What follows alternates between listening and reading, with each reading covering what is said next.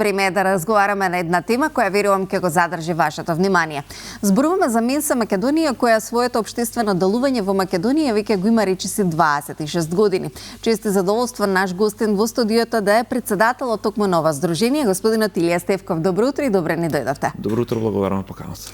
И по 26 години делување, за оние кои не знаат, да представиме што представува Менса Македонија, господине Стевков. Менса Македонија е здружение на граѓани со надпросечна интелигенција. Ние сме члени на Mensa International, која идната година ќе наполни 80 години, а ние во четврток ќе го одбележиме јубилејот 26 години од формирањето на Менса во Македонија. Така.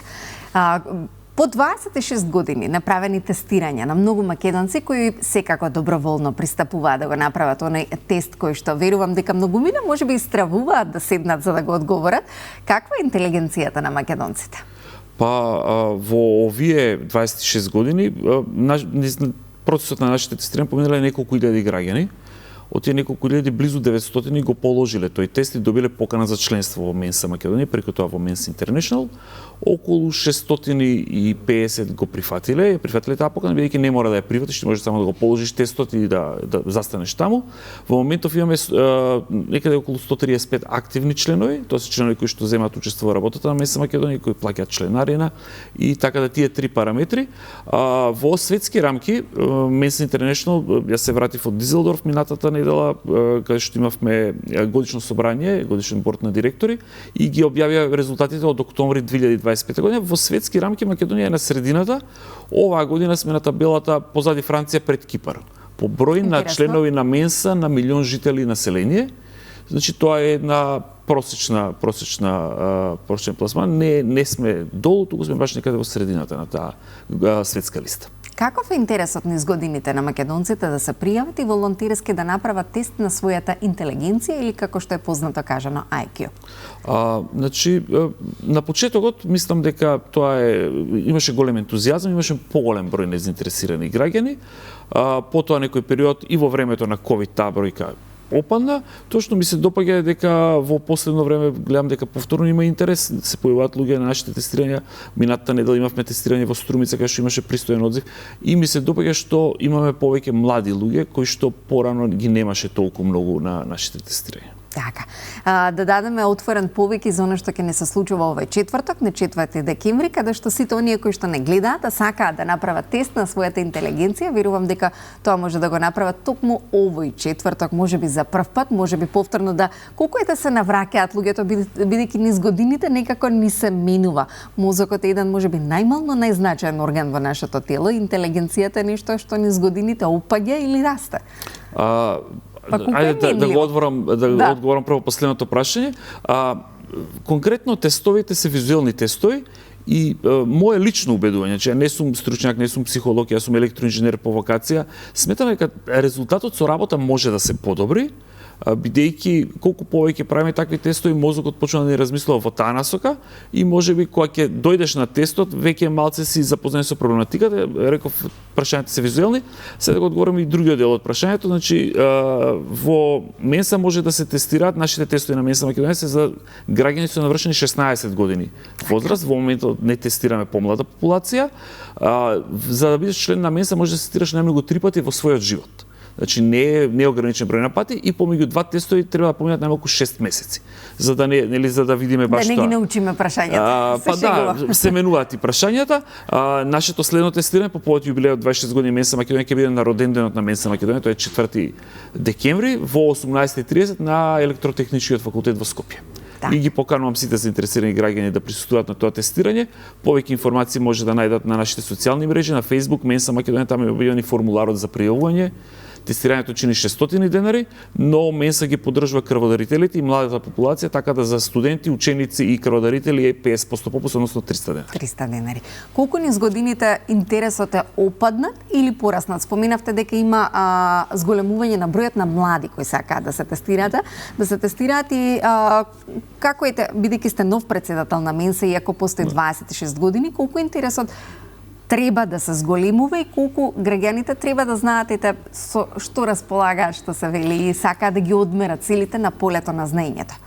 Па вака, значи граѓаните или било секој заинтересиран кандидат, пред се луѓето со висока интелигенција една од главните одлики е љубопитност. почнувајќи од себе самиот, значи љубопитен си да видиш дали ти можеш да бидеш член на тој клуб, бидејќи ние сме еден од малкуте клубови во светот каде што не може да доеш да платиш чланарина и да бидеш наш член, туку мора да положиш тест. И токму тоа ја дава таа ексклузивност. Инаку за да се стане член, за да успешно да се положи тестот, треба да се направи резултат во горните 2% од светската популација и врз основа на тоа се добива поканата за членство.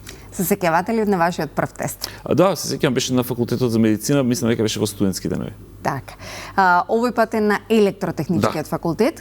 Постои ли интерес од одредена популација? Дали оние кои се токму на овој универзитет, медицинарите, бидејќи го споминавте, вашето тестирање токму на овој факултет, постои ли интерес на луѓе кои што се од одредена област или едноставно не сте правеле досега некоја таква граничење?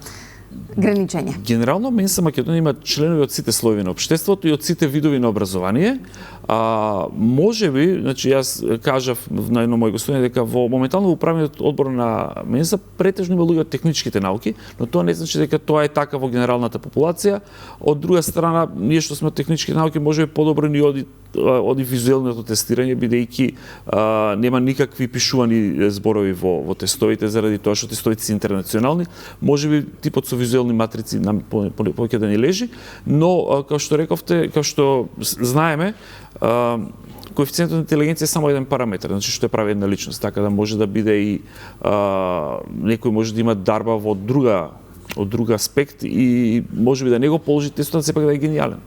Колку македонци има со висок коефициент на интелигенција? Кај нас имат положено околу 900. Одлично. Одредена возрастна граница на лице кое што е најинтелигентен, а е македонец? Резултатите се тајни, па и јас како председател на Менса Македонија не ги знам. Така да тоа е приватна работа. Имаме само една личност овластена од Менса Интернешнл, тоа е националниот психолог, кој што ги прегледува тестовите и ги известува кандидатите.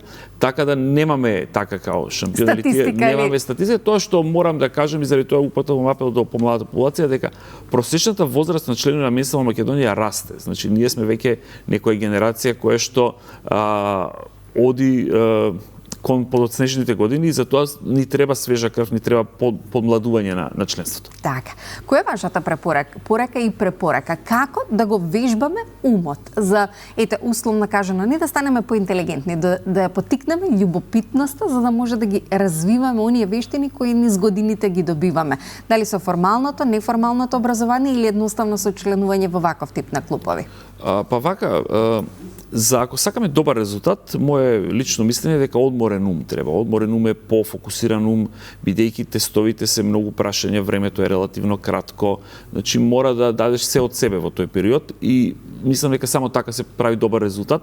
Значи треба одморен ум, треба фокус, без дистракции и во тој аспект. Околу образованието, не знам, значи ние мораме да направиме голема разлика меѓу знаењето, интелигенцијата и образованието. Тоа се две сосем различни сфери за кои што нели може да значи се, а може да значи и ништо.